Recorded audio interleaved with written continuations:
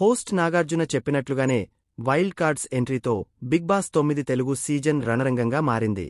ఆదివారం నాడు Divvala Madhuri, Ayesha Zeenat, Srinivas Sai, Ramya Moksha, Nikhil Nair, Gaurav Gupta wild card ఎంట్రీలుగా బిగ్ బాస్ హౌస్లోకి అడుగుపెట్టారు.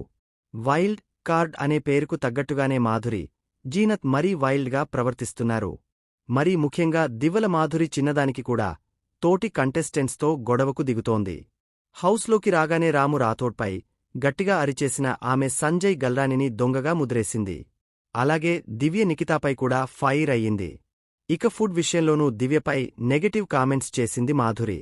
కెప్టెన్ కళ్యాణ్ నచ్చజెప్పాలని చూసినా ఆమె మాట వినడం లేదు. మొత్తానికి మాధురి వైల్డ్ బిహేవియర్తో బిగ్ బాస్ హౌస్ మేట్స్ హడలెత్తిపోతున్నారని తెలుస్తోంది. ఇక 6వ వారం ఎలిమినేషన్కు సంబంధించి మొత్తం 6గురు నామినేషన్స్లో ఉన్నారు.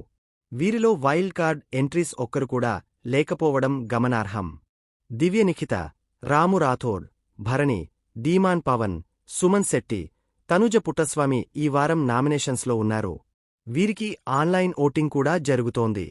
ప్రస్తుతమున్న ఓటింగ్ ట్రెండ్స్ ప్రకారం తనుజ పుట్టస్వామి టాప్ ప్లేస్లో కొనసాగుతోంది. సుమన్ శెట్టి 2వ ప్లేస్లో ఉండగా ధీమాన్ పవన్ 3వ ప్లేస్లో కొనసాగుతున్నాడు. ఇక 4వ ప్లేస్లో భరణి ఉండగా 5వ స్థానంలో దివ్య నిఖిత ఉంది. ఆఖరి ప్లేస్లో ఫోక్ సింగర్ రాము రాథోడ్ ఉన్నాడు. అంటే ప్రస్తుత రామునే డేంజర్ జోన్లో ఉన్నాడన్నమాట. ఇంకా ఓటింగ్కు చాలా సమయముంది. కాబట్టి లెక్కలు మారే అవకాశముంది. ఒకవేళ ఇదే ట్రెండ్ కొనసాగితే మాత్రం రామునే ఈ వారం ఎలిమినేట్ అయ్యే అవకాశాలున్నాయి.